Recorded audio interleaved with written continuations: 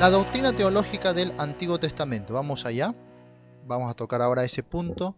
La doctrina teológica del Antiguo Testamento. Muy bien. Página 16. El nuevo pacto es la iniciativa de la gracia de Dios a través de la sangre de Cristo derramada en la cruz, mediante la cual Él ha prometido y provisto salvación incondicional a aquellos que acepten por medio de la fe los beneficios y las bendiciones de la expiación. Muy bien. Y así tenemos la doctrina teológica del Antiguo Testamento. Recordemos que la revelación progresiva que Dios hizo de sí mismo en el Antiguo Testamento fue parcial e incompleta.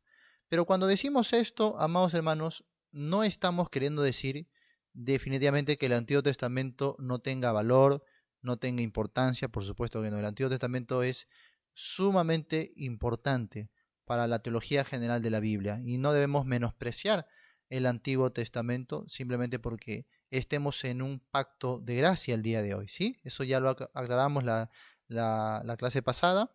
No se crea que porque no estamos, por ejemplo, en la dispensación de la ley, es que vamos a vivir como si no estuviéramos bajo ley, porque sí estamos bajo la ley de Cristo, la ley real, muy bien, la ley del amor. Tampoco pensemos que porque estamos en la gracia, antes no había gracia y que Dios trabajaba de otra manera. No, ya hemos recalcado que la gracia siempre ha estado presente, siempre, inagotablemente, Dios ha dado gracia a la humanidad en cada dispensación. Muy bien. Entonces, conocer esos detalles nos va a ayudar a comprender también los otros. Ahora que vamos a ahondar sobre la doctrina del Antiguo Testamento, eso nos va a dar la base también para poder entender la doctrina del Nuevo Testamento y así pues la teología general de la Biblia. Y esto es el panorama de la Biblia. Muy bien. Bueno, entonces recordemos que en el Antiguo Testamento la revelación fue progresiva y fue parcial e incompleta en el sentido teológico, en el sentido de que faltaban muchas cosas por revelarse. Una evidencia de eso lo tenemos en Efesios capítulo 3, donde el apóstol Pablo dice que los hombres antiguos no recibieron la revelación de los misterios que ahora nosotros estamos recibiendo. Luego el apóstol Pedro, en Primera de Pedro capítulo 1 también, él dice claramente que los profetas, ¿no?, del Antiguo Testamento indagaron, dice ellos, diligentemente inquirieron, buscaron, estudiaron cosas que no le fueron reveladas sino a nosotros el día de hoy. Así que sin saberlo ellos, dice, administraban cosas para nosotros, que somos los privilegiados en este siglo o en esta dispensación. Muy bien, entonces hay que entender eso por un lado.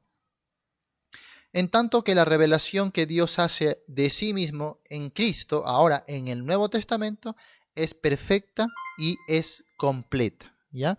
La revelación que Cristo hace de sí mismo, ahora en el Nuevo Testamento, es una revelación perfecta y completa.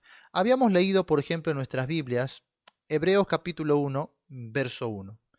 Esta palabra inicia con Dios, ¿no? Dice Dios, habiendo hablado muchas veces y de muchas maneras en otro tiempo a los padres por los profetas. Qué interesante, porque esos versículos primeros de Hebreos me encantan porque se puede hacer una homilética pero preciosísima con solamente seguir el diagrama de flujo que nos va dejando el autor, ¿no? Otra es Dios, o sea, la fuente de la revelación, ¿quién es? Dios. Habiendo hablado, ¿qué es esto? La revelación de Dios, la revelación de Dios. Ahora, habiendo hablado muchas veces, ¿no? ¿Qué es esto? El obrar de Dios, el intento de Dios por reconciliarse con sus criaturas. Muy bien. Habiendo hablado muchas veces, la revelación de Dios es plural, es diversa, o mejor dicho, lo fue. Por eso dice también muchas veces, de muchas maneras. Mira, Dios habló de muchas maneras. La revelación se presentó, por ejemplo, a través de visiones, a través de sueños, a través de cositas así, ¿no? Pero dice, en otro tiempo, o sea, en tiempos pasados. No dice que siempre Dios va a hablar así. ¿Qué estamos viendo? Cambio de dispensación. En el cambio de dispensación, Dios no cambia su naturaleza, no cambia su carácter, pero sí cambia su manera de trabajar, su manera de obrar. Es lo único que Dios cambia. Dios no cambia entonces sus atributos, no cambia su naturaleza gloriosa y eterna, no cambia su carácter, pero sí cambia su manera de actuar con el hombre. Y ahí claramente vamos a ver una evidencia, ¿no? Estamos en Hebreos 1 y 2. Entonces dice, Dios, habiendo hablado muchas veces, ¿no? Y de muchas maneras, en otro tiempo, tiempo pasado, ¿a quiénes? A los padres, ahí es patriarcas. ¿Por qué? Porque está hablando un judío, un hebreo a otros judíos. Y está hablando de cómo ellos recibieron la revelación de la palabra de Dios en tiempos antiguos a través de los patriarcas. A los padres, dice, ¿cuál era el medio común de esa revelación? Por los profetas.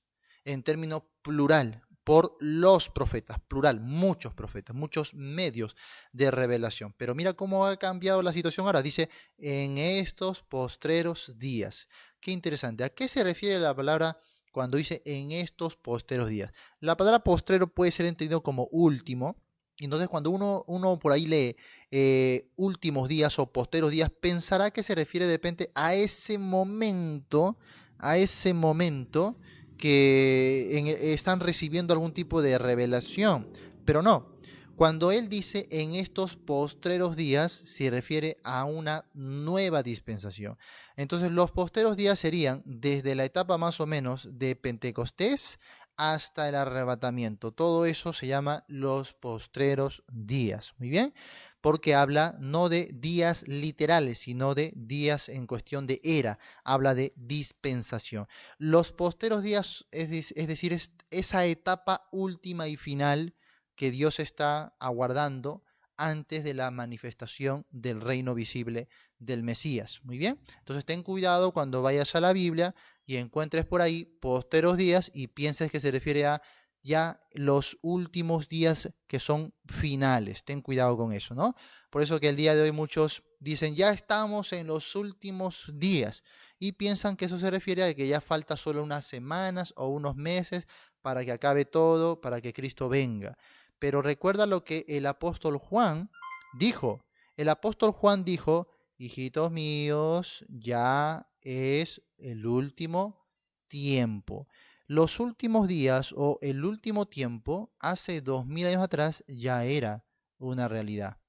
Entonces, si estamos viendo que el apóstol dijo hace 2000 años atrás que ya era el último tiempo o los últimos días, ¿qué nos hace pensar a nosotros que el día de hoy estamos verdaderamente en esa etapa final? No, los últimos días pueden ser miles de años. Así que entiende eso más bien como una etapa, como una dispensación. Entonces, en estos posteros días, o sea, entre la primera y segunda venida de Cristo, nos ha hablado, y es interesante analizar esto en el griego, porque en el español, en nuestra versión, dice, nos ha hablado por medio del Hijo, ¿sí o no? ¿Estás leyendo ahí tu Biblia? ¿Me están siguiendo con sus Biblias? ¿Sí? Muy bien. Entonces, ahí corríjame, ¿no? Dice por medio del Hijo, así dice, ¿no? Dígame sí o dígame no, pero no me estén mirando. Sí, muy bien. Pero en el griego ahí nos ha hablado en hijo. Nos ha hablado en hijo. Qué interesante, ¿no? O sea, no es que el hijo trae el mensaje, sino que el hijo es el mensaje. De manera que la manifestación perfecta de la gloria divina, de su persona, de su carácter, de sus atributos, de todo lo que te puedes imaginar de Dios, recae sobre el Hijo. De ahí que él mismo haya dicho, aquel que me ha visto a mí, ha visto al Padre. No porque Cristo sea el Padre, sino porque Cristo refleja la gloria y la perfección del Padre. Muy bien, y además que comparte la misma esencia. Bueno, eso es lo que estamos entonces entendiendo por ahora. Mira el cambio. Antes Dios habló de muchas maneras, ¿no? Por medio de los profetas a los patriarcas, pero ahora en esta dispensación nos habla en Hijo. O sea, la revelación que tenemos hoy, la revelación máxima y perfecta de Dios es Cristo. No debemos anhelar tanto visiones, sueños, profecías, apóstoles. ¿Por qué? Porque tenemos al Hijo de Dios, a Cristo, que nos revela perfectamente al Padre. Muy bien, al Padre y a las glorias celestiales. Muy bien. A ver, en la transmisión yo vi que aquí, perdón, en la transmisión de prueba lo vi perfecto, pero ahora que estamos en el curso veo que hay déficit. No sé cómo estarán viendo ustedes, pero aquí me sale como estuviera yo un robot hablando así, hablando, ¿no? Espero que me estén viendo bien, espero, ojalá. Pero en la prueba yo vi que está todo genial. Muy bien, ahora sí, vamos a continuar, ¿ya? Bueno, vamos a ver esta doctrina teológica del Antiguo Testamento. En primer lugar, en el Antiguo y en el Nuevo Testamento, el pecado sigue siendo pecado. Muy bien. Lo mismo que era pecado en el Antiguo Testamento, en el Nuevo también lo es. Pablo por eso va a revelar que la ley del antiguo pacto, nos sirve ahora a nosotros para qué? Para el conocimiento del pecado. Muy bien, para el conocimiento del pecado. Habíamos visto la clase anterior que no es tan correcto decir que la ley no está vigente. Lo que podríamos decir es que la ley no aplica a los que ya somos justificados en Cristo, pero la ley sigue vigente. La ley nunca, nunca ha sido para salvar. La ley siempre ha sido para condenar, para hacerle saber al hombre su miseria y su imposibilidad de autojustificarse. Muy bien, por eso que la ley sin ningún problema podemos decir que el día de hoy sigue vigente. Muy bien, pero ¿a quiénes se aplica? Pablo dijo a los pecadores, a los incrédulos, a los que no están en Cristo. La ley finalmente les llevará a la condenación. Entonces lo que conocemos como pecado en el Antiguo es pecado en el Nuevo. De ahí que el apóstol Juan en su carta diga, el pecado es infracción de la ley. Así de sencillo. Entonces, ¿cómo Dios culparía de pecado a los hombres si no estuviera vigente la ley? Ya que el pecado es la infracción de la ley. Muy bien. Entonces, hay algunos que hacen mucha apología a este concepto acerca de la ley, pensando que nosotros decimos que la ley no está vigente. No, eso es porque no han entendido la teología correctamente, ¿no? Entonces, yo no tengo ningún problema en aceptar que la ley esté vigente, pero eso para nada descarta la salvación enteramente por la gracia. ¿Por qué? Porque nunca la ley salvó a nadie. Nunca. La ley no es medio de justificación, mas sí es un tremendo medio de condenación. Por eso que Pablo anota ahí en 2 Corintios capítulo 3, a ese pacto antiguo le llama el pacto de qué? De muerte, el ministerio de muerte, el ministerio de condenación. ¿Han leído 2 Corintios 3? ¿Saben de lo que estoy hablando? Levánteme la manito, afírmeme, dígame sí o no. ¿Han leído ya 2 Corintios 3? ¿Sí? Ya saben lo que estoy hablando, ¿no? Muy bien, entonces Pablo ahí al antiguo pacto, ¿cómo le llama? Le llama ministerio de muerte, ministerio de condenación, le llama la gloria que perece, así le llama, ¿no? Entonces le llama con unas tremendas connotaciones, ¿te das cuenta? Que nos lleva simplemente a la condenación. Pero hablando del nuevo pacto, Pablo dice ministerio del Espíritu, ¿no? Ministerio de vida, ¿eh? Ministerio de gloria, lo más glorioso e inminente, lo que persevera o lo que permanece. Mira la gran diferencia. Mira la gran diferencia. Entonces, no estamos diciendo que la ley no esté vigente. Lo que estamos diciendo a la luz de la palabra es que la ley nunca justifica. Nunca justificó antes, menos justifica ahora. Por eso que Pablo en 2 Corintios 3 otra vez hablaba, los que ahora leen a Moisés, ¿no? Y se quieren justificar bajo Moisés, o sea, bajo el antiguo pacto, tienen, dice, el mismo velo que tenía Moisés. Ese velo que no les deja ver la gloria del Señor, el cual, dice, cuando se conviertan al Señor, ese velo se quitará, se caerá, porque el Señor es el Espíritu y donde está el Espíritu del Señor, allí hay libertad.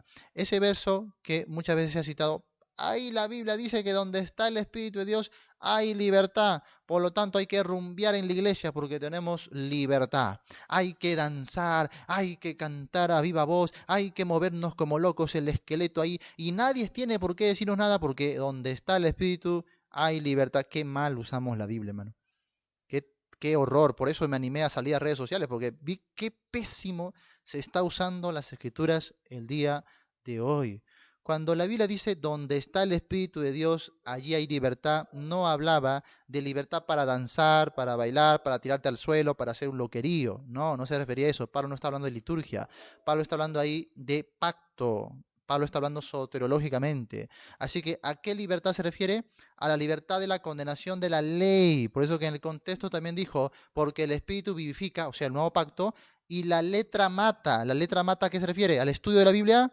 No, qué ignorancia. Esos hermanos que cuando tú les sacas, hermano, mira el contexto, ellos dicen, no, no, no, la letra mata, ten cuidado, no estudias mucho la Biblia, que la letra mata. Ay, Dios mío, yo no sé qué hacer, ya me jalo los pelos, me jalo las vestiduras, todo, ¿no? ¿Qué estás haciendo, varón? La letra mata no se refiere al estudio de la Biblia. La letra mata se refiere a la letra de la ley que estaba escrito, dice Pablo en el contexto, en tablas de piedra. A esa letra se refiere, al código mosaico. La letra de la ley condenaba, mataba. Por eso que todo aquel que quiere persistir en la ley para justificación, la ley le va a condenar, le va a matar. La letra mata. Pero aquel que quiere entrar al nuevo pacto por la fe en Cristo Jesús, el pacto del Espíritu le vivifica, ¿ve? No condena, sino da vida. Esa es la gran diferencia. Entonces, cuestión de pecado, lo mismo. Antiguo y nuevo pacto, lo mismo. Pero el medio de justificación, por lo tanto, también es el mismo. Si en el antiguo uno se salvaba por fe, se justificaba por fe, en el nuevo, más aún, por fe. Nunca ha sido la justificación por medio de guardar la ley. Y eso apréndelo muy bien, hermano, porque estamos rodeados hoy de tantas sectas como adventistas, los mesiánicos, raíces hebreas, los israelitas. Bueno, no sé si en otro país tenemos, aquí en Perú tenemos la secta de los israelitas del Perú, la secta de Dios Madre, que también son bastante legalistas. Entonces tenemos un sinfín de sectas alrededor que pregonan el guardar la ley. El guardar la ley para justificación. Eso es antibíblico. Ni siquiera en la dispensación de la ley se guardaba la ley para justificación. No. La ley siempre ha sido para revelar pecado y para llevarnos a la condenación. Nada más que para eso. ¿Ya? Vamos a Romanos 7, que es uno de los capítulos menos leídos, pero que Pablo ha sido bastante claro ahí. Eso he parafraseado 2 Corintios 3 porque yo sé que si me meto ahí ya no salgo, ya me quedo aquí 2 horas. Es un capítulo que de verdad que me fascina, es bastante profundo ese capítulo, así que solamente lo he parafraseado para que tú ya en tu casa lo profundices, ¿ya? En otros videos pasados sí me he tomado como 2 horas para explicar todo ese capítulo, pero bueno, ya quedó ahí grabado, ¿ya? Bueno, entonces Romanos capítulo 7, vamos allá. Voy a ver solamente una parte porque este capítulo también es bastante extenso. Muy bien. Ahí está, mira. Vamos a Romanos 7 y el verso 13. Oh, no, antes. Vamos a ver. Ya, acá está. Uy, no, todo el capítulo va a tener que ver. A ver, verso 1 dice, ¿qué diremos pues? ¿La ley es pecado? No, en ninguna manera, la ley no es pecado. Pero yo no conocí, subraya eso, yo no conocí el pecado, sino por la ley. ¿Qué nos da la ley? Conocimiento de pecado. Conocimiento de pecado, ¿no? Dice, porque tampoco conociera la codicia si la ley no dijera no codiciarás, ¿no? La ley dice, no codiciarás. Entonces, ¿qué es codiciar? Muy bien, ya. Conocí el pecado de la codicia. ¿Cómo? Por la ley. Si la ley no dijera no codiciarás, no conoceríamos qué sería la codicia, ¿no? Entonces, por la ley conocemos el pecado y su naturaleza. Muy bien. Ahora, verso 8 dice, mas el pecado tomando ocasión por el mandamiento, mira la trampa, produjo en mí toda codicia, porque si sin la ley el pecado está muerto. Qué interesante. El pecado toma, dice, ocasión en el mandamiento, ¿y qué hace? Produce en nosotros toda codicia. Esa es la trampa de la ley.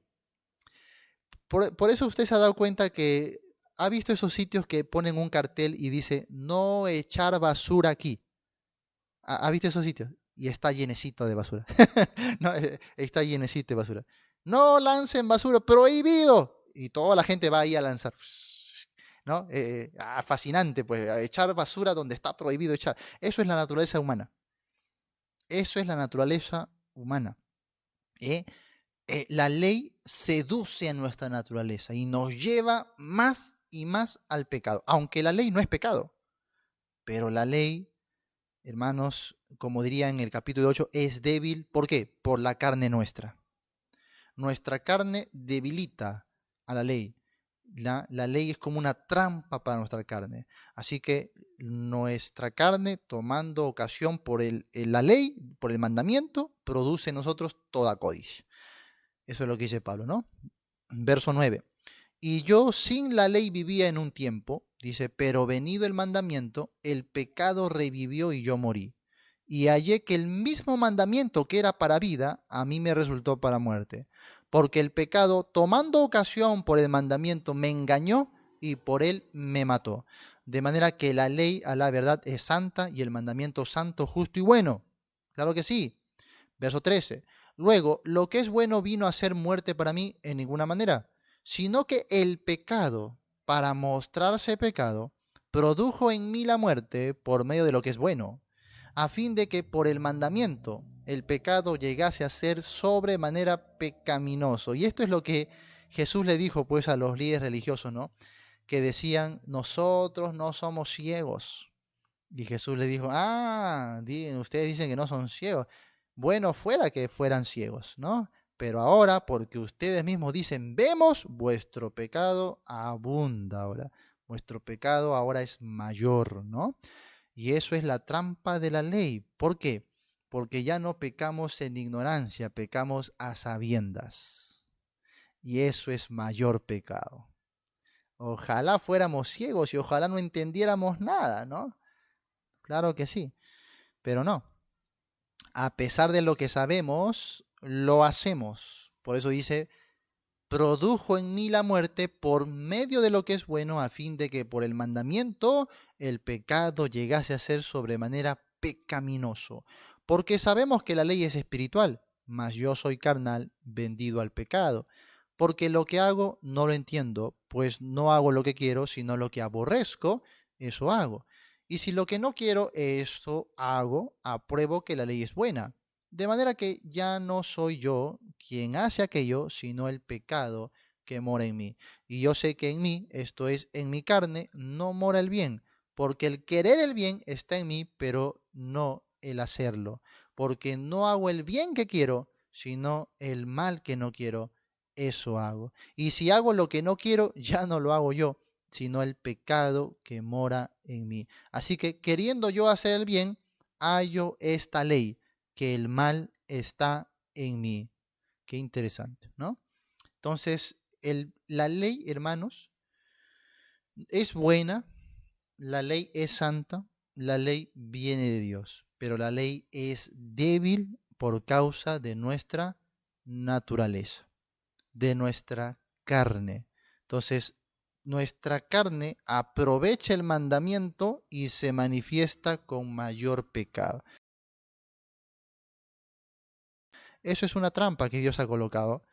Hermanos, por eso es imposible justificarse por medio de la ley. Es imposible. Ahí yo tengo un artículo en mi página pastorjonathan.com que hablo de la lucha de los legalistas, ¿no? ¿Por qué es vana la lucha de los legalistas? Se llama así. Y explico varias razones del por qué es absurdo esa lucha incansable que vemos hoy de varias sectas y hasta denominaciones evangélicas que hacen una lucha en redes sociales incansable porque todo el mundo guarde la ley.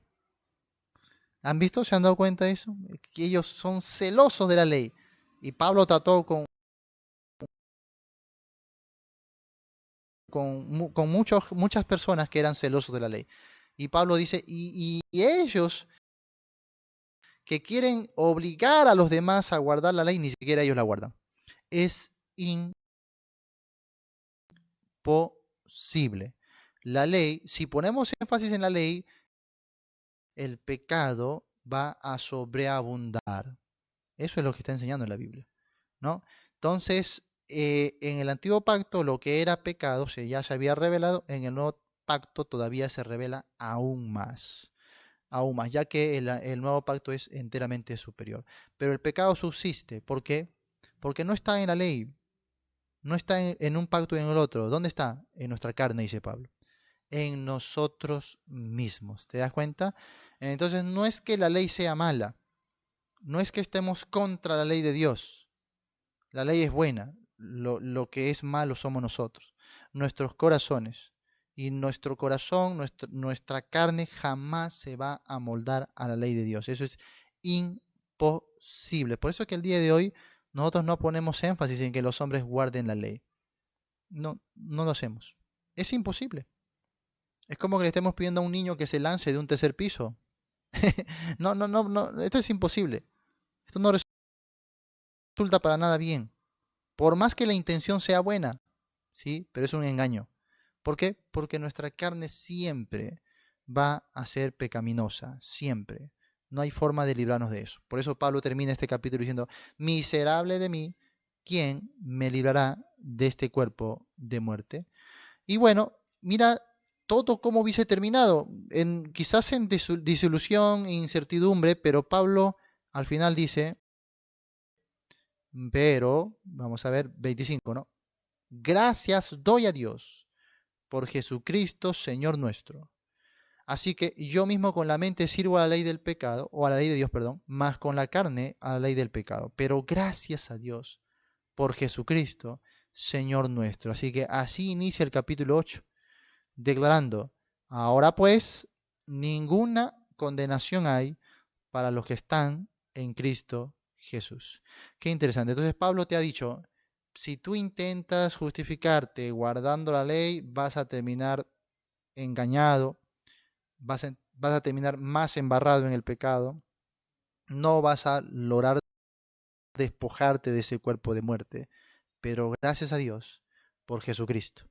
Él nos da la victoria. Ninguna condenación hay para los que están, mira, no dice para los que guardan la ley, para los que la cumplen perfectamente, no, para los que están en Cristo Jesús.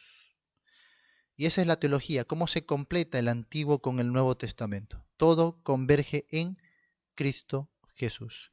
Muy bien, entonces dice, los que no andan conforme a la carne, es decir, los que no son simples personas mortales, sino conforme al Espíritu, los creyentes, los que han nacido de nuevo.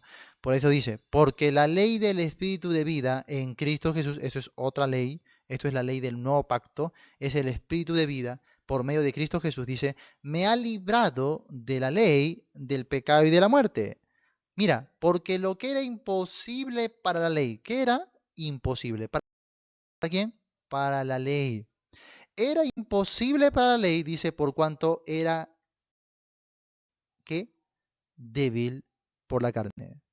La ley es débil por nuestra carne, no porque sea la ley. No estamos contra la ley. Pablo dice, la ley es buena, la ley es santa, la ley es justa, pero es débil por nuestra carne. Así de simple.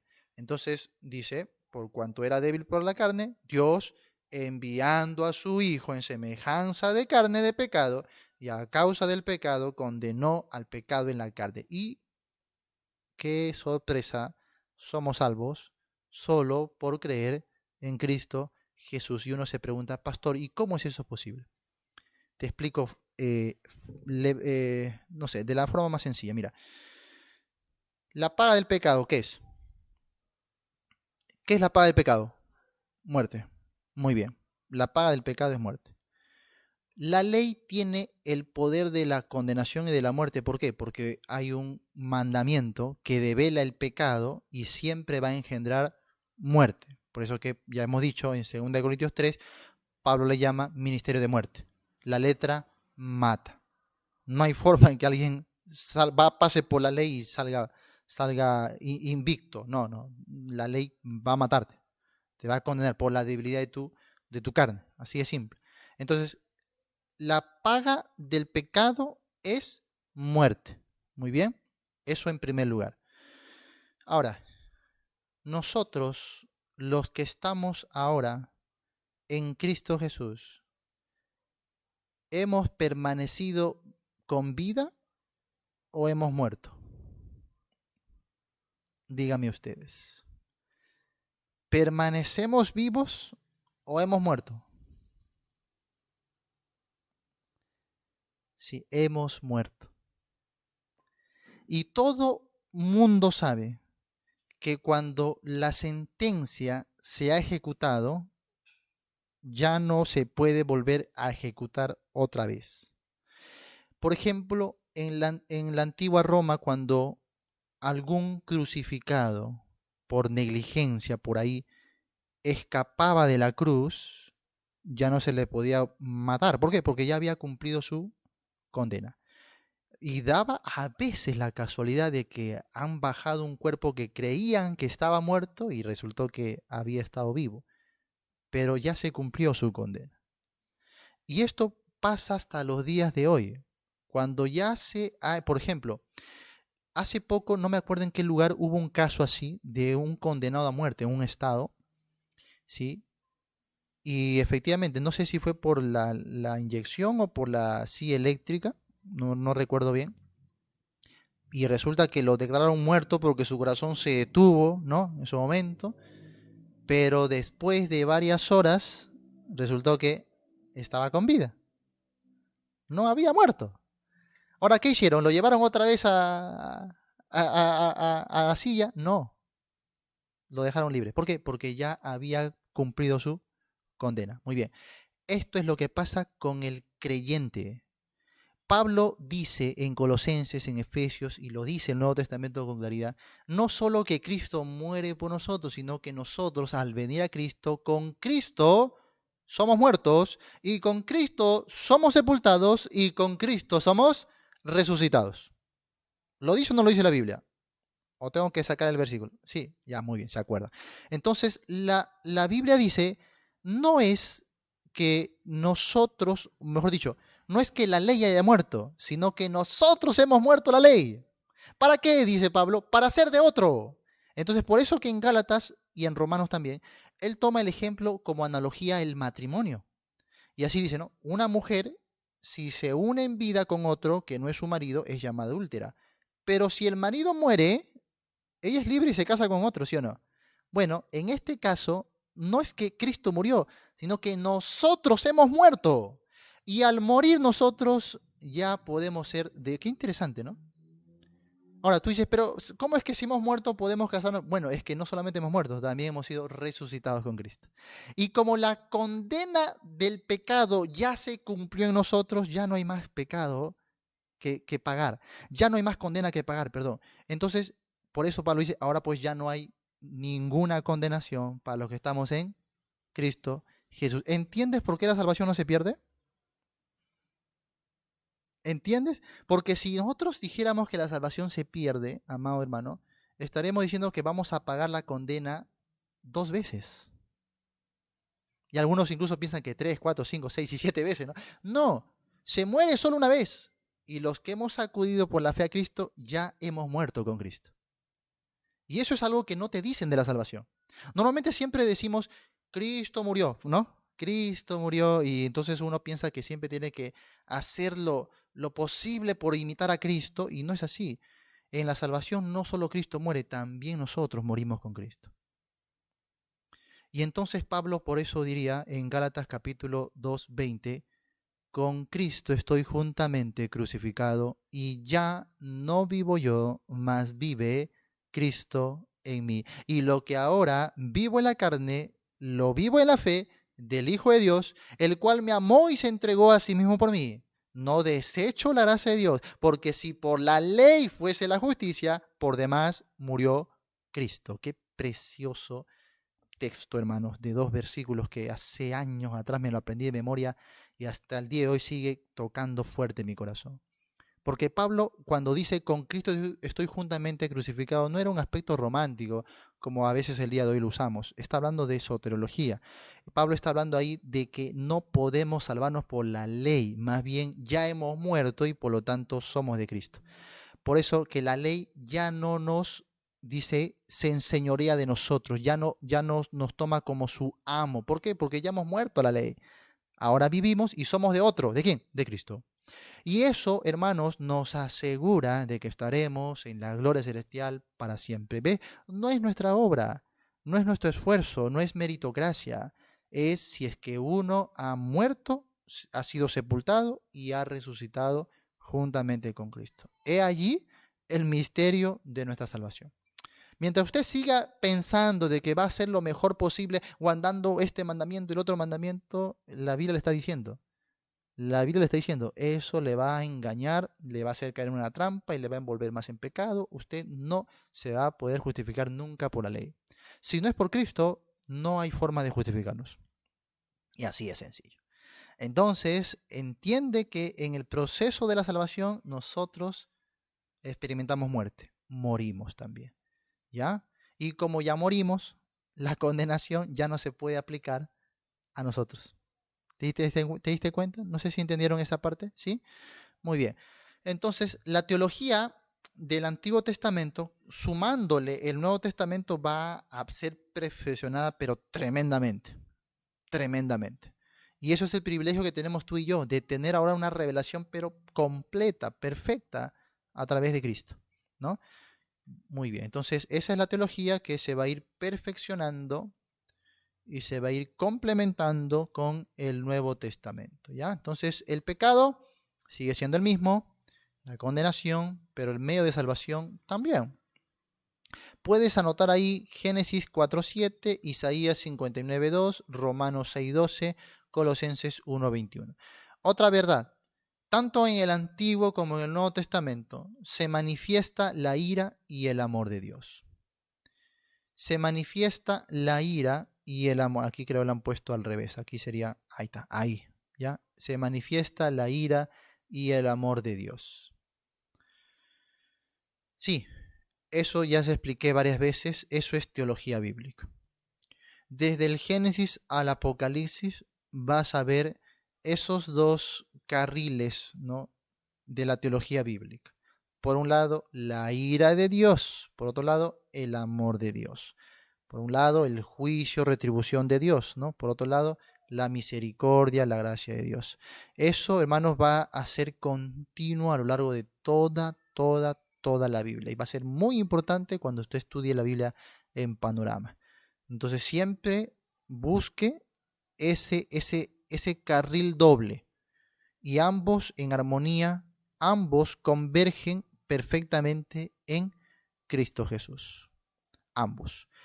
¿Y cómo? ¿Cómo es que Dios logra hacer eso? ¿Y por qué les hago la pregunta? Porque Dios es perfecto en sus atributos, pero sus atributos a veces parecen contraponerse, ¿sí o no? A ver, te voy a dar, parecen, no es que se, pero parece, mira.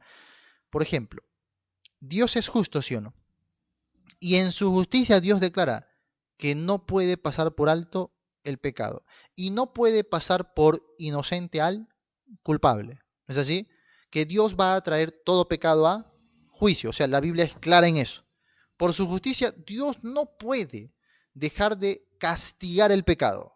Y cuando ve al hombre, no lo ve como un, oye, has cometido una falta por aquí. No. Cuando Dios ve al hombre, lo ve como dice Isaías, desde la planta de los pies hasta la coronilla de la cabeza, todo en ti solamente es podrida, llaga, hinchazón, todo en ti está herida supurante, ¿no? Abierta, sin vendaje, sin aceite, sin ungento. Así nos ve Dios.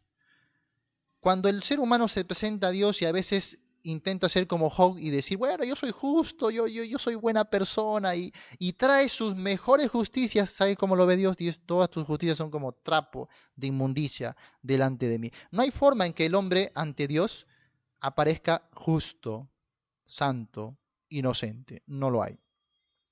Cada vez que Dios ve al hombre solamente puede ver pecado en él, nada más. Y por eso en Jeremías dice, aunque te laves con lejía o amontones o jabón sobre ti, la mancha de tu pecado permanece delante de mí. No hay forma. Siempre que Dios mira al hombre, lo va a ver enteramente en pecado y entonces su ira se inflama. De ahí la necesidad de la propiciación. Porque la justicia de Dios no puede pasar por alto, no puede tolerar ni una mancha de pecado. Nada. Entonces tiene que traer todo a juicio, a castigo. Muy bien. Pero por otro lado, Dios no solo es justo, no solo tiene la justicia, por otro lado, Dios también tiene misericordia. La Biblia revela a un Dios misericordioso, ¿no? Incluso la Biblia dice, nuestro Dios es tardo para la ira y grande en misericordia.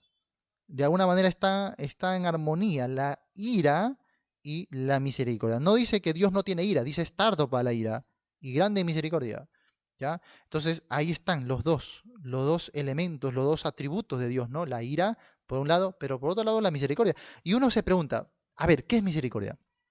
Misericordia es pasar por alto el mal que alguien se merece. Dios nos priva del castigo que realmente merecemos. Y tú dices, ¿qué problema? ¿Cómo Dios me va a dar justicia? Porque la justicia exige que me dé el castigo que yo merezco. ¿Y cómo me va a dar misericordia si la misericordia es que Él no me da lo que yo merezco? Y entonces parecen atributos que se contraponen. Y realmente ese es el dilema de la teología en toda la Biblia. ¿Cómo Dios podría tratar con el hombre si tiene que darle justicia y al mismo tiempo tiene que darle misericordia? No puede, pastor, ¿no será que es un poquito más misericordioso que justo? No, no hay forma. Ambos atributos y todos los atributos de Dios están, digamos, en relación perfecta, en medida perfecta. No hay uno más que otro, no hay forma. Así como Dios se inflama su ira por su justicia, también se inflama, dice su corazón, por su misericordia. En igual medida. Esto tú y yo no lo entendemos, por supuesto que no. Cuando tú experimentas ira, ¿qué vas a experimentar misericordia? Tú te olvidas de la misericordia, del amor, que gracia, que tú en ese momento la ira te posesiona y tú solamente piensas en destruir, aniquilar y matar, nada más. Pero Dios no es así. Dios cuando está enojado está derretido de amor al mismo tiempo. Y esto lo vemos varias veces en la Biblia. Nunca voy a olvidar la vez que era yo un niño y comencé a leer el Éxodo y vi cuando llegaron al monte de Oreb.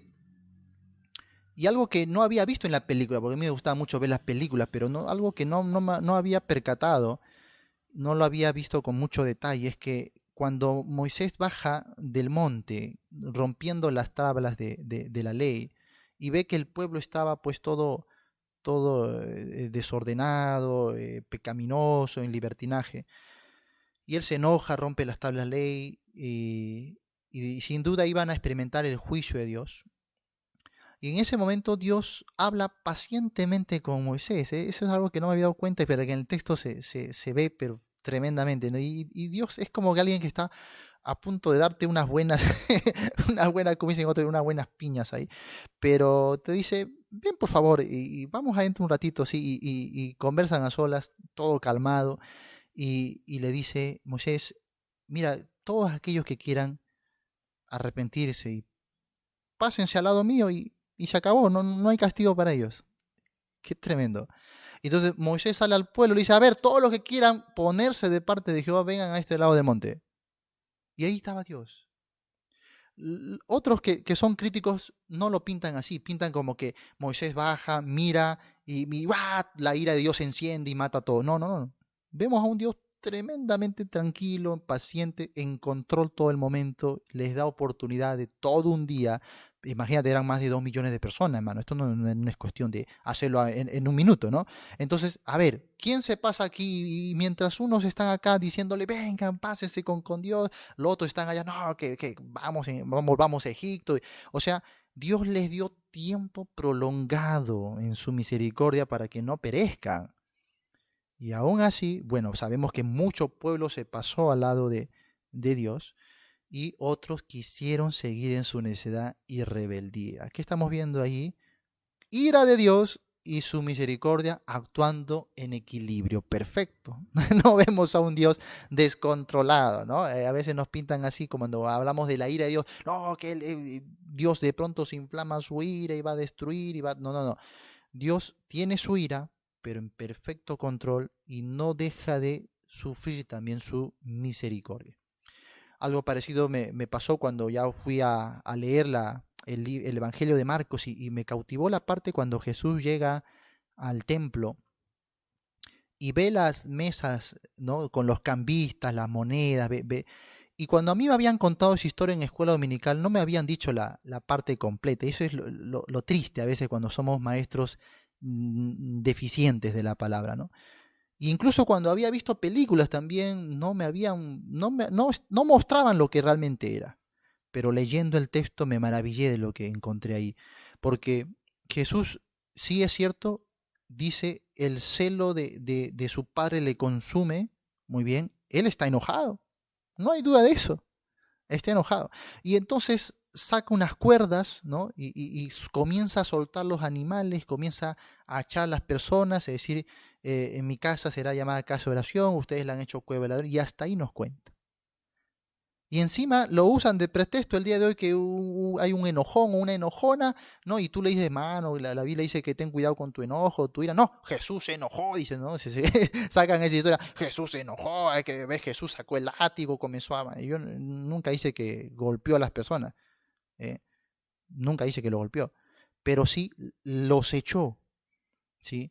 Y sobre todo volcó las mesas y soltó a los animales. Muy bien, no hay duda de que estaba encendido en celo, en un celo obviamente santo. Pero la parte que no nos cuentan en las películas o a veces en la escuela dominical es que en ese momento que Cristo está echando a los cambistas y está, ¿sabes qué está haciendo al mismo tiempo? Estaba recibiendo a los leprosos, a los enfermos, lo estaba reuniendo ahí en el templo y dice que se puso a sanarlos y a enseñarles la palabra de Dios. Y eso es la parte que no me habían contado. Y a Dios gracias, a veces yo digo, qué bueno que no me contaron porque es una delicia encontrarlo en el texto bíblico.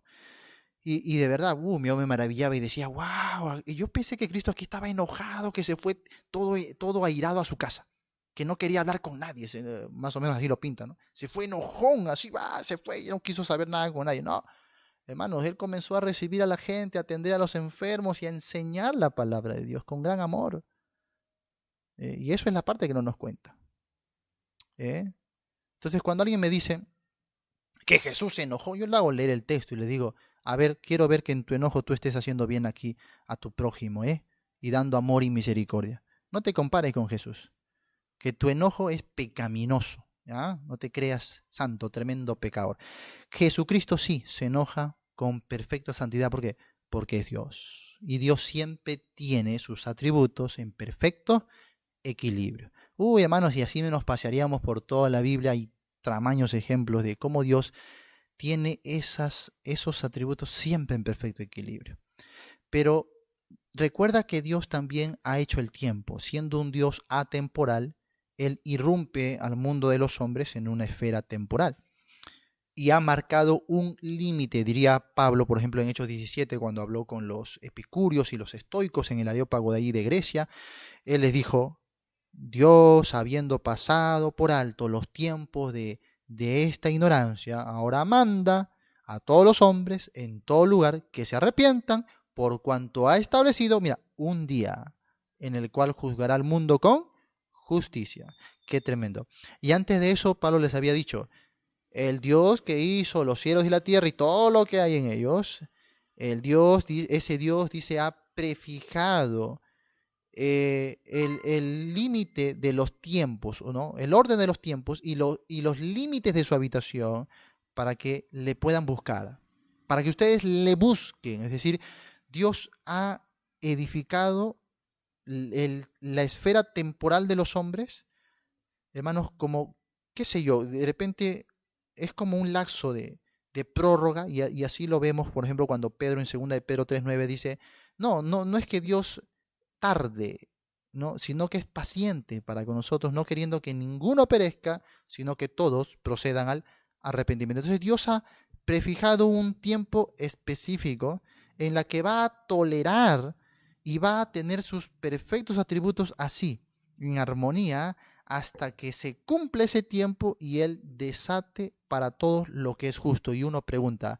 pero ¿a quién entonces le dará misericordia y a quién le dará castigo?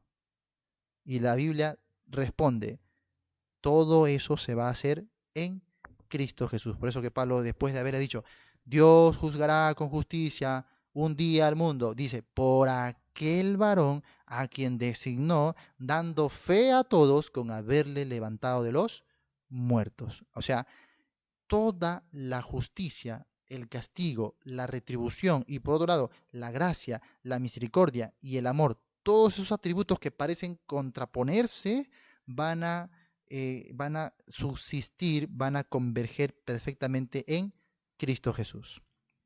De manera que, ¿qué está pasando en la cruz? ¿Qué está sucediendo en la cruz? ¿Cristo está pagando por nuestros pecados? Sí, sí, Cristo está pagando por nuestros pecados. Pero no solamente está pagando por nuestros pecados, sino que está recibiendo toda la ira divina sobre él. ¿Sí me va a entender? La ira de Dios cae sobre el Hijo, sobre Cristo, siendo él inocente. Muy bien. De manera que cuando uno viene a Cristo, el precio de su salvación o de su justificación ha sido satisfecha. ¿Por qué? Porque la ira de Dios ya fue derramada sobre él.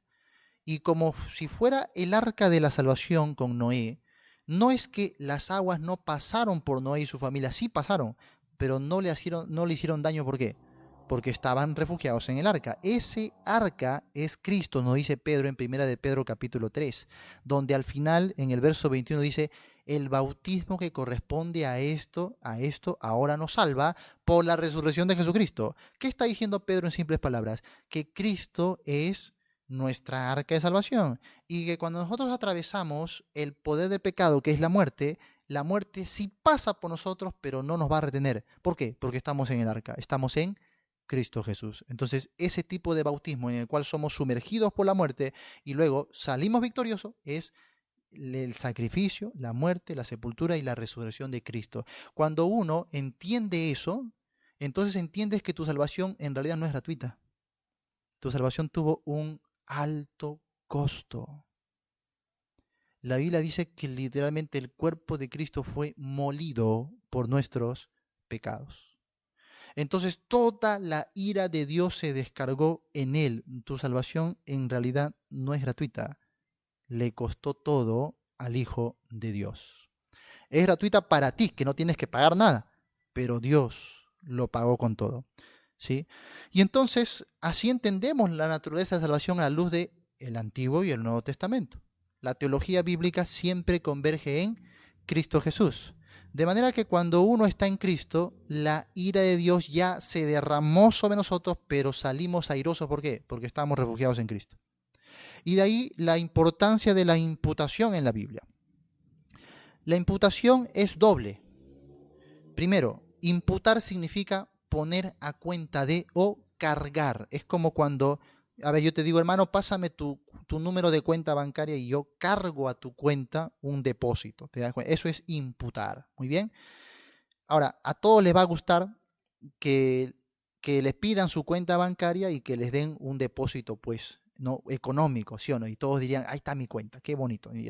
Pero a nadie le va a gustar que tomen su cuenta bancaria y que le depositen sus deudas. ¿A quién le, a ver, levante la mano? ¿A quién? No, no, ¿cómo te pasa? ¿Me pides mi cuenta para depositarme todas tus deudas? ¿Cómo es eso posible? No, no, a nadie le va a gustar. Pero eso es lo que pasó en Cristo.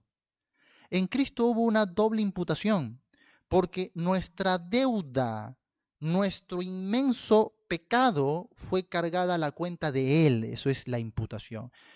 Cristo cargó en Él nuestra deuda, imputación. Y ahora, no solo queda ahí, te he dicho que es doble. Por otro lado, el Padre toma la cuenta de Cristo, es decir, la justicia, la perfección de Cristo, y lo pone a cuenta del pecador, imputación. Hay un intercambio. Nuestro pecado es puesto en Cristo y la perfección de Cristo es puesta en nosotros. Entonces, por eso, toda la ira de Dios se descarga en Cristo y nuestros pecados son consumados en Cristo. Y cuando ahora el Padre voltea y nos mira, no puede ver en nosotros sino más que perfección. Hebreos 10:14. Porque con una sola ofrenda hizo perfectos para siempre a los santificados. Entonces, cuando el Padre nos ve ahora, nos contempla revestidos de la justicia de Cristo. Esa doble imputación sucede en el momento de la conversión, de la salvación. Ahora entiende usted por qué nuestra salvación es segurísima en Cristo. Al estudiar la Biblia en panorama, hermanos, se nos va a ensanchar la mente en cuestión de la doctrina bíblica. Si la estudiamos temáticamente o tradicionalmente, a veces no vamos a terminar de entender, porque siempre estaremos por ahí con un vacío. ¿Pero qué si pecamos? ¿Pero qué si al último momento? ¿Pero qué? Porque no entendemos la naturaleza misma de la salvación graficada en toda la Biblia. Muy bien, entonces así converge el Antiguo y el Nuevo Testamento en relación al amor o misericordia y la justicia o retribución de Dios. Se cumple en Cristo, no en nada de lo que haga el hombre. De manera que al final de todo, cuando Dios ya haya llegado al límite de ese tiempo que Él mismo ha prefijado, Él va a mirar a las personas. Y de modo que si hay alguno que está conformado a la imagen del Hijo, dice, entra. Entra en su gozo, entra en su reino, entra en su presencia. Porque aquel que fue justificado, dice, también lo ha glorificado para ser conforme a la imagen de su amado Hijo. Entonces, cuando Dios esté en la etapa final, no va a mirar cuánta obra hiciste tu hijo, como nos pinta la religión del mundo, ¿no? Cuánta obra buena en una balanza y en la otra, cuánta obra mala, a ver cuál pesa más. Eso es religión del mundo, doctrina de Satanás, eso no enseña la Biblia. Lo que Dios va a mirar, a ver, ¿veo la imagen de mi hijo en este hombre o en esta mujer? ¿Sí o no? Si no estamos conformes a la imagen de Cristo, simplemente no entramos. Pero ¿quién hace esa obra de conformarnos a la imagen del Hijo? Dios. De ahí que Pablo en Filipenses 1:6 dijera, aquel que en vosotros comenzó la buena obra, la perfeccionará hasta el día de Jesucristo. Hermanos, tenemos el paquete completo. Dios no te ha dado una salvación a medias. Dios no te ha dicho, yo hago la mitad y tú haces la otra mitad. Dios nos ha dado el paquete completo de la salvación. Si no estudiamos toda la Biblia en panorama, nunca la vamos a entender, ¿sí? Entonces, Dios mirará y sabrá que hay un grupo, un pueblo que ha sido conforme a la imagen del Hijo y ellos heredarán el reino. Por eso la Biblia nos llama coherederos con Cristo. Muy bien, mientras que los demás no tendrán a Cristo y el peso de sus propias obras los llevará a la condenación. Y así, la ira de Dios y su misericordia se satisface en Cristo. Porque a través de Cristo Dios juzgará al mundo para castigarlos. Y a través de Cristo Dios tiene misericordia del mundo para salvarlos. Así que de ahí entendemos por qué la salvación es personal. Porque Dios ha vertido esos dos brazos, esos dos atributos en armonía. Le da a todos la misma justicia y a todos la misma misericordia. Así que ¿de qué depende al final quién va a estar en su reino o lejos de su reino? Pues depende de la fe, depende del corazón del hombre. Si el hombre mira y dice, qué bonito eso que me dices de Cristo, pero ahí no más gracias, obviamente, no está cargando a su cuenta, no hay nadie que ha cargado a su cuenta la perfección de Cristo, por lo tanto está desvalido y solamente le quedará la ira de Dios, porque se tiene que cumplir sí o sí. O se cumple en el pecador o se cumple en Cristo, pero la ira de Dios siempre se va a cumplir. ¿Sí me dejo entender? Así que no vayas a pensar que en la salvación es que de algún modo logramos escapar a la ira de Dios o que de algún modo Dios pues canceló su ira y ya no la va. No, no, no. La ira de Dios siempre se va a ejecutar. El problema es cómo se va a ejecutar. ¿Se ejecuta directamente sobre el pecador o se ejecuta en el pecador pero a través de Cristo? ¿Ah? Así que no nos queda más remedio que ampararnos en Cristo. No hay otra forma. No hay otra forma. Espero hacerles comprender, amados hermanos, no sé si los he confundido más, pero vamos a continuar. Vamos a continuar con la enseñanza, ¿ya? Muy bien, entonces, en primer lugar, en el Antiguo Testamento y en el Nuevo Testamento el pecado sigue siendo pecado. En segundo lugar, en el Antiguo Testamento y en el Nuevo Testamento se manifiesta tanto la ira y el amor de Dios en perfecto equilibrio. En tercer lugar, en el Antiguo Testamento y el Nuevo Testamento Dios es el mismo. Dios no cambia. Dios no cambia, ¿sí? Algunos dicen, en el Antiguo Testamento Dios era malo, era cruel, ¿no? Dios mataba. Pero en el Nuevo Testamento Dios se volvió bueno, ¿no? Menos mal. Ahora sí, no sé, algo le dio a Dios que se volvió bonito, nos da gracias, acepta a los gentiles. En el Antiguo Testamento Dios tenía por favorito a los judíos. La salvación era solo para los judíos. Pero en el Nuevo Testamento, no. Ahora sí Dios quiere salvación para todo el mundo. Cambió Dios, ¿no? Se volvió bueno. Ojo, estoy diciendo en, en forma, no me vayan a entender, el pastor no está diciendo, no, porque a veces yo estoy hablando así en términos de lo que otros dicen y, el pastor está diciendo eso. No, bueno, simplemente estoy hablando con ironía, ¿ya? No, algunos están pensando así, ¿no? Que en el Antiguo Testamento Dios era uno y en el Nuevo Testamento Dios es otro. No, Señor, Dios sigue siendo el mismo, siempre, siempre. A ver, pastor, entonces, ¿por qué en el antiguo Dios mataba y por qué ahora no mata? ¿Y por qué estás tan seguro de eso? En el Antiguo Testamento sí, Dios mataba, pero no creas que en el Nuevo Testamento Dios ha dejado de matar. Dios sigue matando. La forma de hacerlo cambia. Por ejemplo, ¿cómo Dios mataba en el Antiguo Testamento? A través de su pueblo, Israel, a través de la sentencia y la ley. Pero ¿cómo Dios mata en la gracia? Mata directamente. Y ahí tenemos, por ejemplo, Ananías, Zafira, Hechos capítulo 5. Tenemos Primera de Corintios capítulo 11, donde Pablo habla del castigo divino a muchos que ya han muerto justamente por ese castigo, ¿no?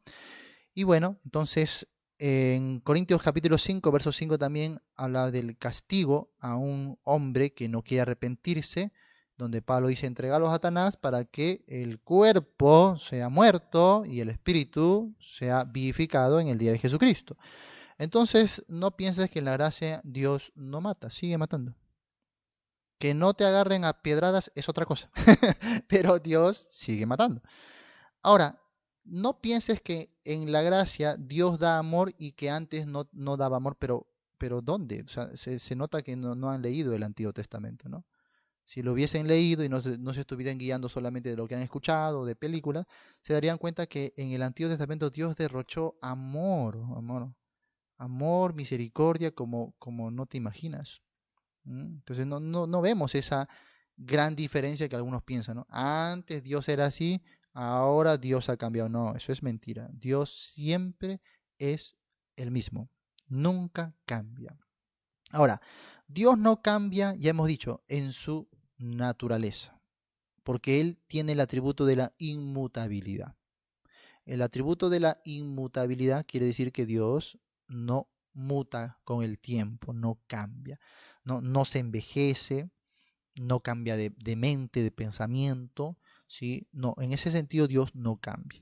En su naturaleza, en su gloria, en su carácter, Dios no cambia. Eso es la inmutabilidad de Dios. Lo único que Dios cambia es su manera de hacer las cosas. Algunos no van a estar de acuerdo conmigo cuando yo digo que Dios cambia su manera de hacer las cosas. No les gusta. Pero eso es una evidencia innegable en la Biblia. Por ejemplo, tenemos un cambio de sacerdocio arónico a sacerdocio espiritual en Cristo el día de hoy, ¿o no? Sí, nadie puede negar eso. Tenemos un cambio en la cuestión de sacrificios animales a un solo sacrificio perfecto por el Hijo de Dios, ¿o no? Sí, tenemos cambio. Tenemos cambio de un velo y un santuario restringido en un tabernáculo o en un templo a la libertad al trono de la gracia el día de hoy, ¿o no?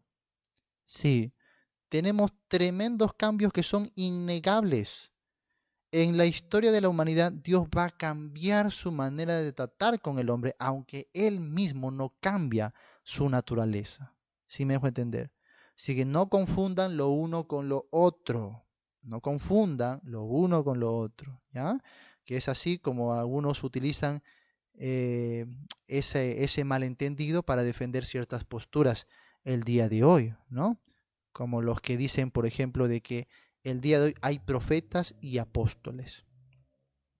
Ellos se basan en eso, en una mala aplicación de la inmutabilidad de Dios, pues, porque ellos dicen, ¿quién eres tú para decir que no hay o Dios no levanta hoy profetas y apóstoles si Dios no cambia?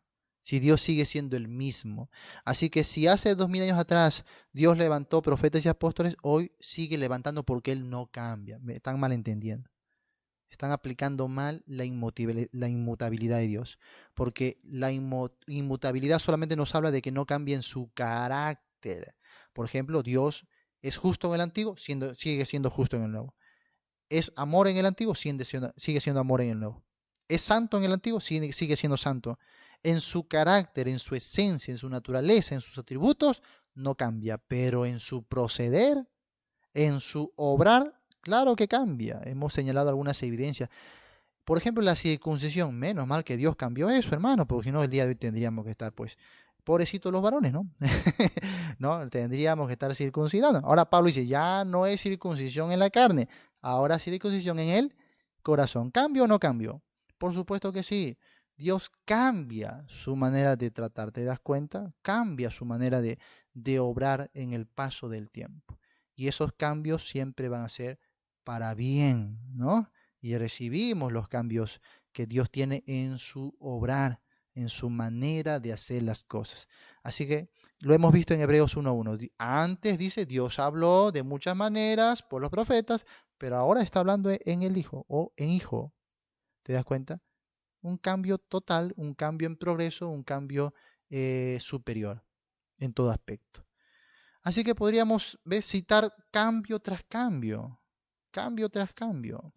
Por ejemplo, a ver, otro para que no les quepa nada de duda de los cambios de Dios. Dios, por ejemplo, en el tiempo de la tribulación, no va a obrar igual que obra ahora. Ojo, no se acaba su gracia, no se acaba su misericordia, no se acaba su amor ni su justicia, todo eso no se acaba, todo eso continúa, pero cambia la manera de obrar. ¿Por qué? Porque el día de hoy Dios usa como agente evangelístico a la iglesia. En la tribulación usará al remanente de Israel. La iglesia ya no estará más. La iglesia en la tribulación ya pasa al reposo. Ya no trabaja más. Este es el tiempo que tiene que trabajar la iglesia. Pero ya después del arrebatamiento, la iglesia no trabaja más. Se va al reposo con Cristo. ¿Y quién trabaja ahora en el mundo? El remanente de Israel. Y las condiciones van a cambiar. Claro que sí. Las condiciones en la tribulación cambian dramáticamente, ¿sí? Ahora, mira tú que Dios todo este periodo de tiempo hasta la segunda venida de Cristo ha dejado imperar a Satanás en el mundo, ¿o no? Sí.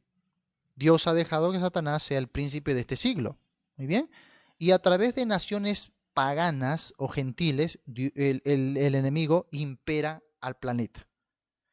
Pero en el milenio Dios abrirá una etapa de tiempo, ojo, igual similar a la que estamos nosotros el día de hoy, con naciones, con gobiernos, con personas pecadoras, todo igual, pero con un cambio significativo. Satanás ya no estará imperando en el sistema. ¿Dónde estará Satanás? Encerrado en el abismo por 1000 años. Ahora el mundo, no redimido, no glorificado, pero sin Satanás. Cambió el sistema. Ahora, ¿quién va a regir al mundo? Cristo. El milenio es el reino de Cristo sobre las naciones del mundo a través de su pueblo Israel, ¿sí? Y ahí vemos el sistema del mundo funcionando con naciones como lo hace hoy. Sin embargo, Satanás ya no impera en ese sistema. Cambio. Hermanos, vamos a observar cambios en el obrar de Dios de principio a fin. Así que de eso no hay duda. Así que cuando hablamos de que Dios es el mismo y no cambia, nos referimos a su naturaleza, a su carácter, no a su obra. Muy bien. Ahora, otro. En el Antiguo Testamento y en el Nuevo Testamento encontramos que la gracia y la fe son necesarias para ser salvos. La gracia y la fe son necesarias para ser salvos. Ahora te hago una pregunta. ¿Qué es lo que nos salva? ¿La gracia o la fe? ¿Qué es lo que nos salva? 1, la gracia. 2, la fe. ¿Qué nos salva? Uno dice la gracia, otro dice la gracia, gracia. Hay una dice fe, otra dice fe. Ah, muy bien. Hay debate el día de hoy. Hay debate. Qué bueno. Hay otro dice la fe, otro dice la gracia. Me gusta cuando hay debate y que corra la sangre, ¿no? Así que después de la transmisión vamos a ver un debate candente aquí en Zoom. Ya ahí se van a agarrar de las greñas. Qué bueno, qué bueno. No vamos a publicarlo, eso no va a salir en vivo. Bueno, algunos dicen la gracia, otros dicen la fe. Qué bueno que el público esté dividido. A ver, en Facebook, de repente Facebook también están comentando. Sí, algunos dicen gracia, otros dicen fe. ¿Qué salva? ¿La gracia o la fe? Hermanos, no podría ser la fe. Porque si la fe salvara, todo el mundo sería salvo. O por lo menos la gran mayoría del mundo, ¿no? Y toda religión. Todos, o por lo menos el 99% de las personas del mundo tienen fe. ¿Te das cuenta? Entonces, la sola fe no podría salvarnos. La sola fe no nos salva. Lo que nos salva es la gracia de Dios. La fe solamente es el medio por la cual nosotros accedemos a la gracia de Dios.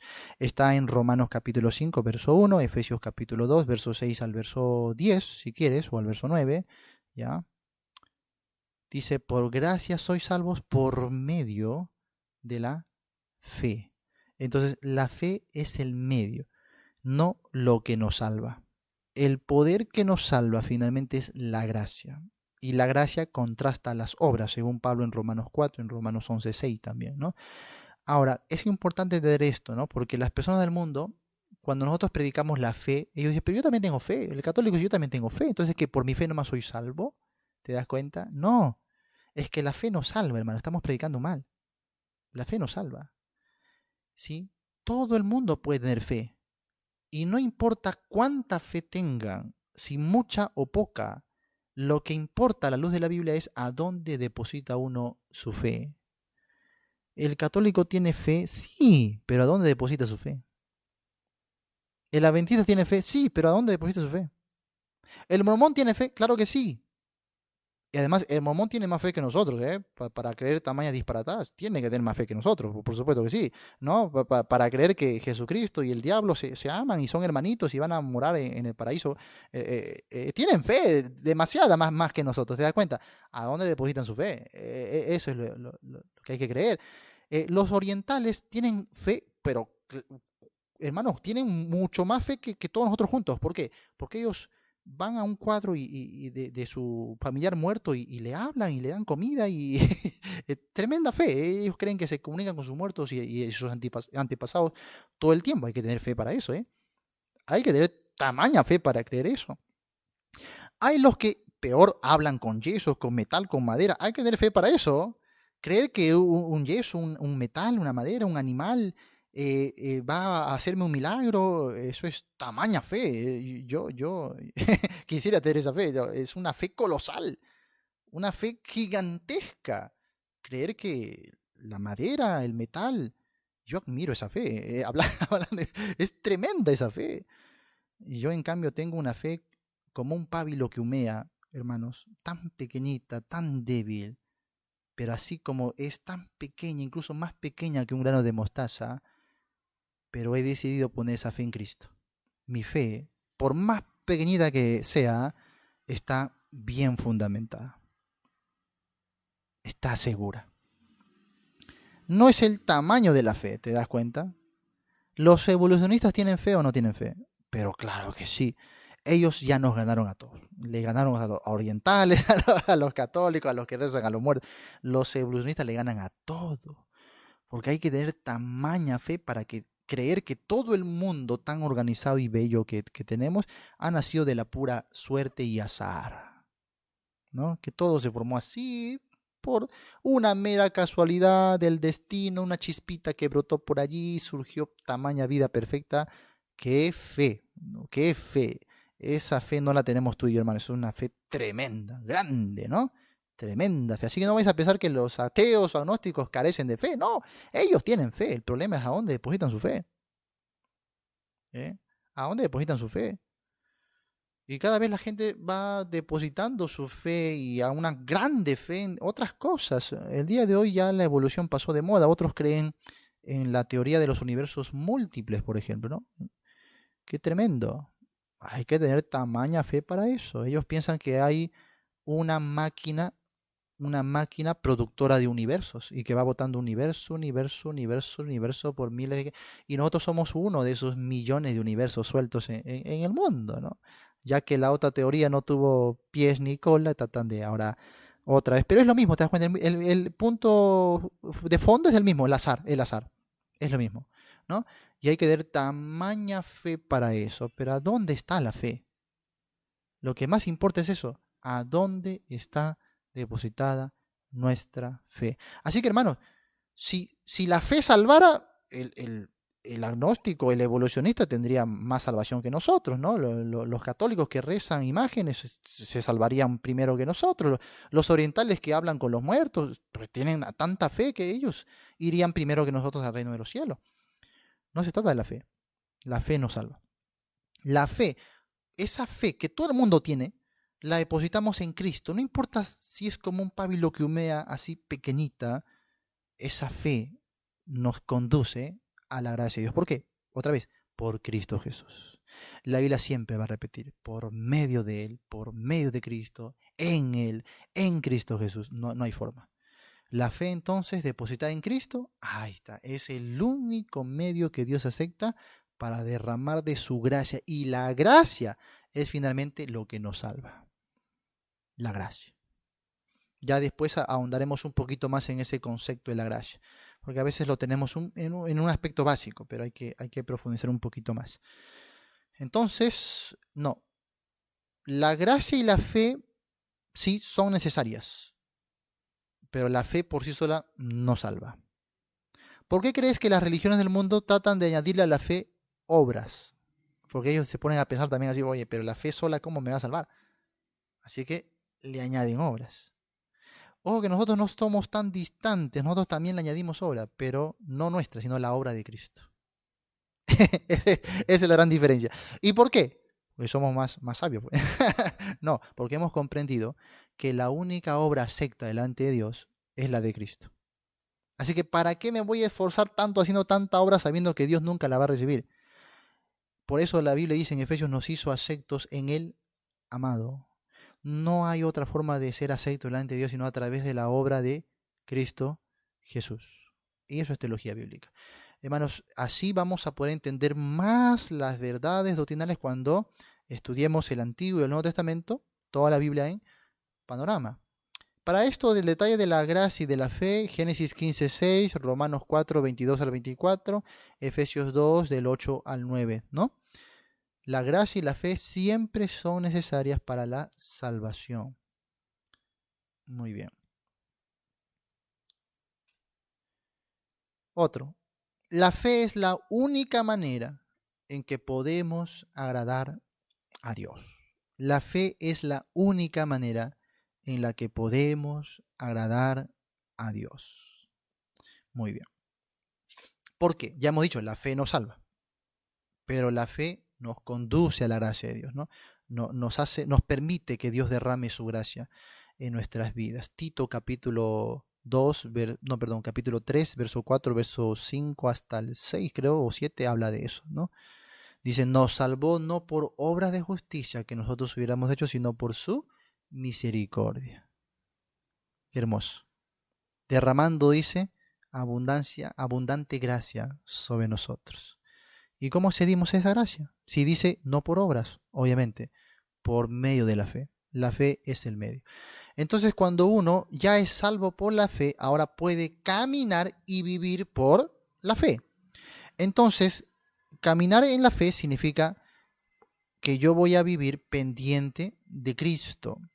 Entonces, no hay otro modo de agradar a Dios. No se agrada a Dios con liturgia, con ceremonia, con actividades, con programas. La única manera de agradar a Dios es por la fe. Ahora, para eso es necesario entender la implicación de la fe ahí. ¿Por qué no podemos agradar a Dios de otro modo? Porque ya hemos dicho en un primer momento que cuando Dios nos ve, no puede ver sino otra cosa que pecado en nosotros o en el ser humano, ¿no? Ve pecado, ve debilidad, ve pecaminosidad, abominación, no puede ver otra cosa. No hay ninguna obra que pueda satisfacer a Dios. Ninguna obra del hombre satisface a Dios. Muy bien. Entonces, siempre que Dios mira al hombre, el hombre está del todo bajo pecado. Entonces, las justicias de los hombres son abominación para Dios. No las puede tolerar, no las puede recibir. por muy bueno y moralista que se crea este hombre, Dios no lo tolera. No hay forma. Así de simple. Entonces, cuando uno intenta venir a Dios por cualquier medio, Dios siempre lo va a rechazar. ¿Por qué? Porque siempre la mancha de su pecado permanecerá sobre él. Muy bien. Pero cuando el pecador arrepentido confía en Cristo, entonces Dios ahora sí le acepta. ¿Por qué? Porque está revestido del Hijo, de Cristo Jesús. Muy bien.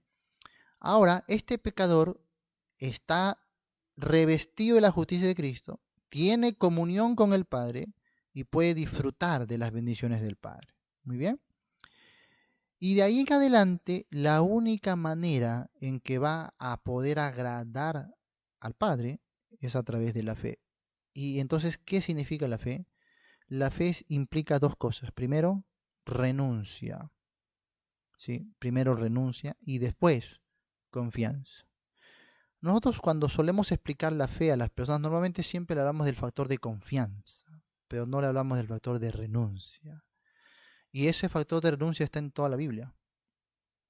Nadie puede seguir a Cristo si es que antes no deja. Cristo dice, venid en pos de mí, pero antes de eso, ¿qué dice? Niéguese a sí mismo, tome su cruz cada día. Tú no puedes seguir si no dejas. Así de simple. Entonces, cuando tú vas a confiar en Cristo, lo primero que tienes que hacer es dejar de confiar en ti mismo. Así de simple. Renuncia a todo aquello donde tu fe se pueda depositar. Pueden ser religiones, pueden ser otras personas, pueden ser otras deidades, conceptos, ideologías, teorías, cosas materiales, cosas sentimentales, y hasta tú mismo. Tienes que renunciar a todo el universo de cosas en la que tu corazón pueda refugiarse para tener un poco de seguridad. Renuncias a todo, incluso a ti mismo. Ya no confío en mí mismo. Por eso que Pablo lo va a decir perfectamente en Filipenses capítulo 3. Él dice al principio, si alguien tiene de qué gloriarse, yo más. Qué interesante lo que dice Pablo. ¿Tienes de qué gloriarte? Yo más. Ojo, Pablo estaba hablando con gentiles. Y Pablo dice, ustedes que intentan justificarse por la ley, creen que a través de guardar algunas cosas ya tienen motivo de gloriarse. No saben, yo más. Yo les gano por 1000 veces más. Ustedes recibieron a Cristo cuando fueron adultos. Yo fui circuncidado al 8º día. Soy del linaje de Israel, hebreo de hebreos, de la tribu de Benjamín, de donde salió el primer rey de Israel. Por si acaso. Si alguien tiene de qué gloriarse, ese soy yo. ¿Qué estaba sacando Pablo en Filipenses 3? Su pedigrí, hermanos. Miren lo pedigrí que yo tengo, ¿eh? En cuanto a la ley, soy irreprensible. Desde niño hasta ahora la he guardado, he estudiado a los pies de Gamaliel, ¿no? He estado acodeándome con los rabinos de la ley y he guardado la ley estrictamente. Dice fariseo de fariseos. Los fariseos eran la línea más estricta, la secta más estricta entre los judíos acerca del guardar la ley. Así que Pablo saca todo su pedigrí. ¿Y sabes qué te dice al final? Todo esto lo tengo por basura. Renuncio a lo mejor de mí mismo para no obtener una justicia en mí, mi propia justicia que es por la ley, sino por la justicia que es de Dios por la fe en Cristo Jesús. Renuncio y tengo por basura todas estas cosas para ganar a Cristo y ser hallado en Él. Por amor a Cristo, mi Señor, por el cual o por amor del cual lo he perdido todo. Eso es fe. Si no hay una renuncia total al 100% de tu yo, no va a haber salvación, así de simple. No va a haber salvación. Entonces, Ve ahí el dilema, pues, de algunos que no entienden la naturaleza de la fe, ¿no? Y saben que no les alcanza, por eso que intentan compensarlo con obras. Entonces, cuando tú estás intentando hacer tu mejor esfuerzo, no has renunciado a ti mismo. Sigues confiando en ti mismo, si te das cuenta. Entonces no hay fe que te pueda salvar. ¿Por qué? Porque no renuncias a ti mismo. Para que la fe sea fe salvífica, primero tienes que negar una confianza total en ti mismo. Ni en lo más mínimo, no puedes confiar ni un ápice, ni un 1%, nada. Renuncias, mueres, por eso la Biblia habla de la muerte. Mueres totalmente a ti, a tu yo. ¿Eh? Ahora sí, para pasar a confiar plenamente en Cristo. 100% en Cristo. Y solo en Cristo, y en nada más, ni en nadie más que en Cristo. Y entonces ocurre la salvación. Hay muchos que lamentablemente, aunque les predicaron alguna vez, fueron a una campaña, les dieron a veces un evangelio tan básico, que por eso que no han entendido la salvación. Y hoy dudan, ¿no? Hoy tienen tanta incertidumbre, ¿no? Algunos incluso ni siquiera han sido salvos, porque no entendieron. Pensaron que se trataba de ir a un templo, levantar la mano, qué sé yo, repetir una oración, una fórmula mágica. No le explicaron lo que era el creer. Creer en Cristo o creer en Dios, en primer lugar, es renunciar por completo a ti. Y por eso ahí entendemos por qué los católicos, teniendo tanta fe, por ejemplo, por dar un ejemplo, no pueden ser salvos. Porque cuando tú hablas de la fe de ellos, ellos no creen que la salvación sea enteramente por gracia. Ellos dicen, algo tengo que poner yo de mí mismo. Entonces, al no renunciar a sí mismo, no pueden seguir a Cristo. Cristo dice, venid en pos de mí. ¿Por qué dice venid en pos de mí? ¿Qué significa eso? Venid atrás de mí. Es como que Él está caminando y uno tiene que seguirle. Entonces, seguir a Cristo implica que dejar, abandonar. Pero ellos no, ellos se abrazan ahí a su dintel, a su yo, ¿no? Se anclan, pero dicen, creen, estoy siguiendo a Cristo. No, no están siguiendo a Cristo. Porque siguen confiando en ellos mismos. Y eso pasa con toda religión del mundo, que tiene feligreses que de alguna manera siempre están confiando en sí mismos. Por eso hacen penitencias, liturgias, indulgencias, todo tipo de sacramentos, de obras, hacen un montón de cosas. Eso les lleva a confiar solo en ellos mismos y por eso no se produce la salvación. Y por eso que ellos reniegan tanto de nosotros, porque ellos se creen buenos a sus propios ojos. Pero si yo hago tanta cosa buena, te das cuenta. Yo hago tanta cosa buena, ¿cómo me va a decir que no soy salvo? Es que la salvación nunca dependía de cuánta cosa buena hacías, sino más bien si renunciabas del todo a ti mismo para acogerte solo a Cristo. He ahí el error, entonces, de católicos y de cuántos religiosos en el mundo que no han puesto todavía su confianza 100% en Cristo. Y claro, les parece locura eso. Les parece locura. No, ¿cómo es posible? No estoy dispuesto a creer esto. Algo tengo que hacer yo. Entonces lo que Pablo desechó como basura, ojo, y en el griego es más fuerte, en el griego Pablo dice ahí realmente estiércol, lo tengo por estiércol. ¿Eh? En la Biblia a veces sirve estudiar un poquito los idiomas originales. Ese trapo de inmundicia está rebajado, en realidad es el paño de suciedad que usa la mujer en su menstruación. Y así nos ve Dios en nuestras buenas obras. Estudiar la Biblia en su idioma original a veces como que nos da a más profundidad lo que Dios quiere decir. ¿Eh? Y entonces eso somos tú y yo delante de Dios en nuestras obras. Por eso que para venir a Cristo, para la salvación que es de Dios, usted tiene que renunciar por completo a sí mismo. No hay otra forma. Así que en el Antiguo Testamento y en el Nuevo Testamento, la fe es la única manera en que podemos agradar a Dios. Por eso, porque al renunciar a ti mismo, tú estás dándole toda la gloria a Dios. Tú estás confiando y estás diciendo, solo Dios puede. Solo Dios es digno. ¿Ve? Porque tú has renunciado 100% a ti. Y entonces tú agradas a Dios. Agradas a Dios. Mas tú vienes con un aire de pretensión que yo soy santo, que sin santidad nadie verá al Señor, que yo que hago, que yo el otro, que... Ahí está, ¿para qué contó Jesús las parábolas? Como la parábola del fariseo. ¿Quién como yo, Señor? Diezmo de todo lo que gano, ayuno 2 veces por semana, me he visto de flaco, de flecos y mantos aquí como ninguno, ¿no? Guardo esto, guardo aquello, y Dios lo miró de lejos. Confianza en sí mismo. ¿Cuántos lamentablemente están el día de hoy en templos evangélicos por años y no han comprendido esta verdad elemental y siguen confiando en sí mismos? Entonces, son feligreses, mas no son discípulos de Cristo.